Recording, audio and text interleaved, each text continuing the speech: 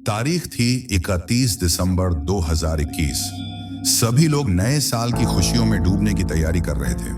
मुंबई की 19 साल की जानवी कुकरेजा के लिए यह दिन खास था क्योंकि उस दिन उसके पापा का जन्मदिन था। इसके अलावा उस रात उसके दोस्तों ने मिलकर एक नए साल की पार्टी का आयोजन किया था। सब कुछ ठीक चल रहा था, लेकिन अचानक नए साल की पहली सुबह करीब 5 बजे जानवी के परिवार को एक फोन कॉल आया जिसने उनकी जिंदगी की दिशा ही बदल दी। पार्टी में जानवी के साथ एक भयानक हादसा हुआ। उसके शरीर पर 48 गहरे घावों के निशान पाए गए। उसकी खोपड़ी, जबड़ा, यहां तक कि पसलियों की हड्डियां भी टूट चुकी थीं। तो आखिर उस पार्टी में जानवी के साथ क्या हुआ था और इसके लिए कौन जिम्मेदार था? यह सब जानने के लिए वीडियो को अंत तक देखिए। पूरी घटना सुनने के बाद आपका दिल कांप उठेगा। यह कहानी जानवी की है, लेकिन इससे हम अपनी बहनों और बेटियों को भी ऐसे अंजाम से बचा सकते हैं। यह घटना मुंबई के खार इलाके में रहने वाली जानवी कुकरेजा की है। जैसा कि मैंने वीडियो की शुरुआत में बताया, 31 दिसंबर जानवी के पापा का जन्मदिन था। इस अवसर पर जानवी ने अपने घर पर एक छोटी सी पार्टी रखी थी जिसमें उसके कुछ बचपन के दोस्त और कुछ पड़ोसी मौजूद थे।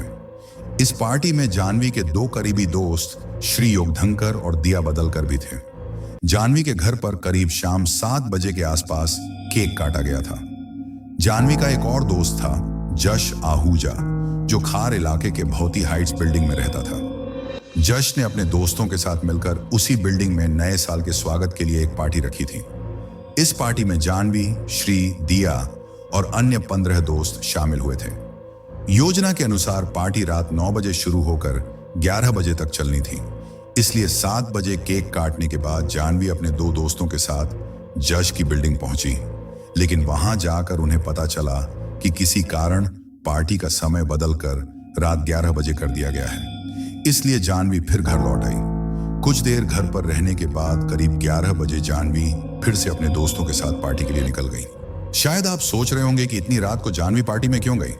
असल में इस पार्टी में केवल 15 दोस्त शामिल थे। जानवी की 5 सहेलियां उसी अपार्टमेंट में रहती थीं। इसके अलावा योगधंकर और दिया बदलकर के साथ जानवी की पहचान लगभग 12 से 15 साल पुरानी थी, अर्थात वे सभी बचपन के दोस्त थे। जानवी के माता पिता भी उन्हें अच्छी तरह जानते थे। मुंबई में देर रात पार्टी करना कोई नई बात नहीं है, इसलिए जानवी अपने दोस्तों के साथ पार्टी में जाकर मस्ती करने लगी। योजना के अनुसार पार्टी रात 1 बजे तक खत्म होनी थी, लेकिन पार्टी कुछ ज्यादा देर तक चलती रही।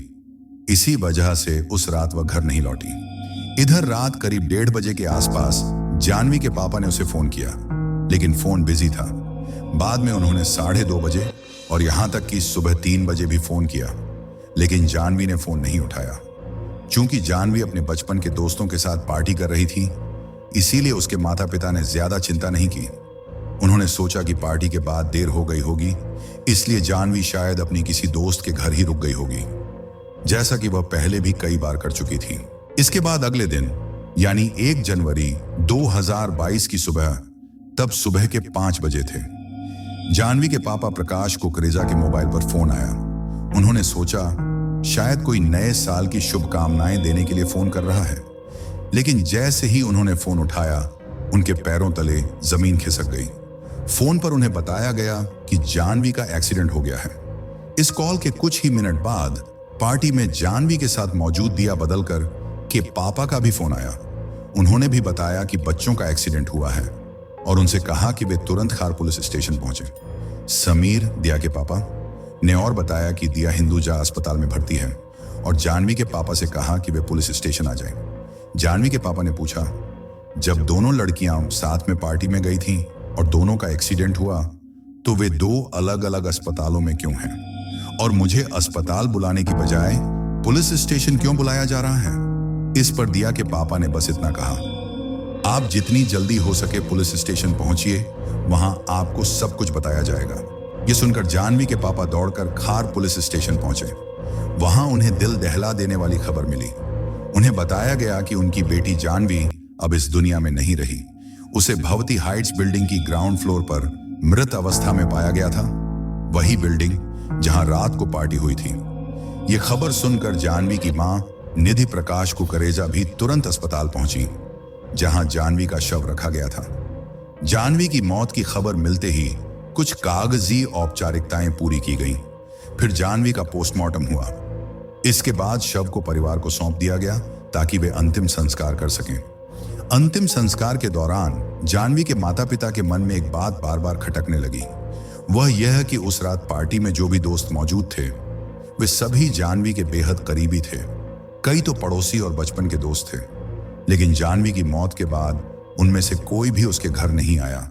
यहां तक कि एक पड़ोसी या दोस्त के नाते किसी ने उसके माता पिता को सांत्वना देने की कोशिश भी नहीं की। इससे जानवी के माता पिता के मन में संदेह जागा कि जानवी की मौत सामान्य नहीं है, बल्कि यह किसी बड़ी साजिश के तहत हत्या है। इधर पुलिस ने भी इसे असामान्य मौत मानते हुए एक एफआईआर दर्ज की और जांच शुरू की। जांच के दौरान पुलिस को कुछ चौंकाने वाली बातें पता चली। सबसे पहले पुलिस ने पार्टी में मौजूद सभी लोगों के बयान लेने शुरू किए। पार्टी में यशोना आहूजा नाम की एक लड़की भी थी। पुलिस पूछताछ में यशोना ने बताया कि पार्टी भौती हाइट्स बिल्डिंग की छत पर चल रही थी। वह समय करीब रात का था। श्री, दिया और जानवी सबसे अलग एक कोने में बैठे थे। यशोना के अनुसार श्री योगधंकर जानवी को किस कर रहा था। इसी बीच दिया उठकर श्री के पास वाली मैट पर लेट गई और अगले ही पल श्री और दिया एक दूसरे के साथ अंतरंग हो गए। श्री के इस व्यवहार से जानवी बहुत गुस्सा हो गई और तभी श्री, दिया और जानवी के बीच कुछ कहासुनी होने लगी। यशोना आहूजा के बयान के अनुसार इसके बाद उसने देखा कि जानवी किसी से फोन पर बात कर रही थी और रो रही थी। अब पुलिस यह पता लगाने की कोशिश करती है कि इतनी रात को जानवी फोन पर किससे और क्या बात कर रही थी। जांच में पता चला कि इस झगड़े के बाद जानवी ने लगभग रात 1:40 पर अपनी एक सहेली पर्णिका नेहरूला को फोन किया था। पर्णिका ने पूछताछ में बताया कि जानवी ने उसे फोन कर श्री और दिया के व्यवहार के बारे में बताया था। पर्णिका के अनुसार जानवी श्री के इस व्यवहार से बहुत आहत थी। पर्णिका का दावा है कि फोन पर जानवी ने कहा था कि वह अपने दोस्तों श्री योगधंकर और दिया बदल कर दोनों को खोना नहीं चाहती। इसके बाद जानवी ने फोन काट दिया। वह था जानवी का आखिरी फोन। इसके बाद जब रात करीब 2:20 पार्टी में शामिल कुछ दोस्त घर लौटने के लिए नीचे आए तो उन्होंने ग्राउंड फ्लोर पर जानवी को मृत अवस्था में पड़ा देखा। जानवी को मृत देखकर तुरंत खार पुलिस स्टेशन में सूचना दी गई। पार्टी में मौजूद सभी लोगों के बयान लेने के बाद पुलिस ने घटनास्थल की भी जांच की, जहां उन्हें कुछ महत्वपूर्ण सबूत मिले। पुलिस को बिल्डिंग की 5वीं मंजिल की सीढ़ियों पर जानवी की गिराई हुई पीले रंग की चूड़ी मिली। 4थी मंजिल पर जानवी की एक सैंडल पाई गई। दूसरी सैंडल उसके पैर में थी जो ग्राउंड फ्लोर पर थी। तीसरी मंजिल पर उसके कान की बाली मिली और दूसरी मंजिल पर उसका हेयर बैंड मिला। तीसरी मंजिल पर खून के धब्बे भी पाए गए और दूसरी मंजिल की रेलिंग पर बालों के नमूने मिले। डीएनए टेस्ट से पता चला कि खून और बाल दोनों जानवी के ही थे। जब पुलिस ने श्री योगधंकर की तलाशी ली तो उसके पास वह शर्ट मिली जो उसने पार्टी की रात पहनी थी। उस पर खून के दाग थे। जांच में यह साफ हुआ कि शर्ट पर लगा खून जानवी का ही था। कुछ दिन बाद जानवी की पोस्टमार्टम रिपोर्ट आई, जिसमें खुलासा हुआ कि उसके शरीर पर 48 गहरे घावों के निशान थे। उसकी खोपड़ी की हड्डी टूट चुकी थी। पोस्टमार्टम रिपोर्ट के अनुसार उसके सिर पर बहुत जोर से रेलिंग से वार किया गया था। इसके अलावा उसके शरीर की कई और हड्डियां भी टूटी थीं। दोस्तों के बयान और जुटाए गए सबूतों के आधार पर पुलिस ने श्री योगधंकर और दिया बदलकर के खिलाफ जानवी कुकरेजा की हत्या का मामला दर्ज किया और जांच शुरू की। कुछ और सबूत इकट्ठा करने के बाद दोनों को गिरफ्तार कर लिया गया। यह घटना बहुत चर्चित हो गई थी, इसलिए पुलिस ने तेजी से जांच करते हुए अप्रैल महीने तक 600 पन्नों की चार्जशीट दाखिल कर दी। चार्जशीट के अनुसार जानवी की मौत कोई हादसा नहीं थी, उसे बेरहमी से मारा गया था और इस हत्या का आरोप जानवी के बचपन के दोस्त और कथित बॉयफ्रेंड श्री योगधंकर और दिया बदलकर पर लगाया गया। हत्या की वजह भी चौंकाने वाली थी।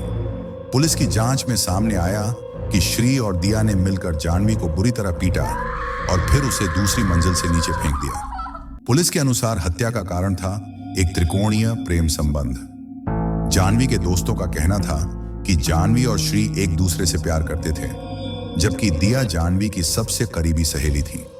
लेकिन जानवी को बिना बताए श्री दिया के साथ भी रिश्ते में जुड़ गया। पार्टी के दौरान श्री ने पहले जानवी को किस किया, फिर दिया के साथ घनिष्ठ होने लगा। यह बात जानवी को बहुत बुरी लगी और इसी को लेकर तीनों के बीच काफी बड़ा झगड़ा हुआ। यह झगड़ा 8वीं मंजिल से शुरू हुआ और नीचे आते आते झगड़ा मारपीट में बदल गया। पुलिस रिपोर्ट के अनुसार 5वीं मंजिल तक पहुंचते पहुंचते उनके बीच हाथापाई शुरू हो गई थी और तब दिया और श्री ने मिलकर जानवी पर हमला किया। जानवी ने भी खुद को बचाने की कोशिश की, जिससे दिया के होंठ और श्री के शरीर पर चोट के निशान आए। फिर भी दोनों ने जानवी को पीटते हुए उसे दूसरी मंजिल तक घसीटा। वहां दोनों ने मिलकर जानवी के सिर को जोर से रेलिंग पर मारा और फिर उसे नीचे ग्राउंड फ्लोर पर फेंक दिया, जिससे जानवी की दर्दनाक मौत हो गई। रात में जब जानवी के कुछ दोस्तों ने उसका शव नीचे पड़ा देखा तो उन्होंने सबसे पहले श्री को फोन किया, क्योंकि वे जानते थे कि श्री जानवी का बॉयफ्रेंड था। लेकिन पहले श्री ने फोन नहीं उठाया। कुछ देर बाद जब उसने फोन उठाया तो जानवी की मौत की बात सुनकर उसने बहुत सामान्य प्रतिक्रिया दी। बाद में जब पुलिस ने श्री योगधंकर और दिया बदलकर को गिरफ्तार किया और पूछताछ शुरू की तो दोनों ने ही जानवी की हत्या करने से इनकार किया। दोनों का कहना था कि उन्हें उस रात की कुछ भी याद नहीं है, क्योंकि वे सब नशे की हालत में थे। दूसरी ओर पुलिस को अब तक कोई प्रत्यक्षदर्शी नहीं मिला है, अर्थात पार्टी में 15 लोग थे, लेकिन किसी ने भी जानवी को गिरते या उसे मारा जाता नहीं देखा। हालांकि कुछ लोगों ने उन्हें तीनों को झगड़ते हुए जरूर देखा था। इन गवाहों के अलावा पुलिस के पास फॉरेंसिक और परिस्थितिजन्य सबूत हैं, जिनके आधार पर पुलिस का दावा है कि श्री योगधंकर और दिया बदलकर ने मिलकर जानवी की हत्या की है। लेकिन अब तक किसी भी आरोपी का अपराध अदालत में साबित नहीं हुआ है और मुकदमे की सुनवाई अब भी चल रही है। जुलाई 2022 में इस मामले के मुख्य आरोपी श्री योगधंकर और दिया बदलकर ने अदालत में जमानत की अर्जी लगाई थी, लेकिन अदालत ने परिस्थितिजन्य सबूतों को पर्याप्त रूप से मजबूत मानते हुए जमानत देने से इनकार कर दिया। इस वजह से वे अब तक जेल में हैं। अब तक जो कहानी हमने बताई वह पार्टी में मौजूद दोस्तों के और पुलिस को दिए गए बयानों पर आधारित थी। अब हम आपको यह कहानी दूसरे पहलू से बताएंगे, जो पीड़िता जानवी की मां ने मीडिया को बताया था। एक ओर जानवी के दोस्त और पुलिस का कहना था कि जानवी और श्री एक दूसरे से प्यार करते थे, लेकिन जानवी की मां के अनुसार वे केवल अच्छे दोस्त थे। उनके बीच किसी भी तरह का प्रेम संबंध नहीं था। जानवी की मां का दावा है कि जानवी की हत्या जरूर किसी और वजह से हुई है और उस असली वजह को छिपाने के लिए दोनों आरोपी उस रात की बातें भूल जाने का नाटक कर रहे हैं। चूंकि मामला अभी अदालत में लंबित है, इसीलिए हम इस पर कोई अंतिम टिप्पणी नहीं करेंगे। कौन दोषी है यह तो भविष्य में पता चलेगा। फिलहाल दोस्तों, आपको क्या लगता है कमेंट बॉक्स में जरूर बताइए। अगर आपको वीडियो पसंद आए तो कृपया इसे लाइक करें और अगर आप हमारे चैनल पर नए हैं तो कृपया चैनल को सब्सक्राइब करें और हमारे साथ बने रहें। अगले वीडियो में मिलते हैं।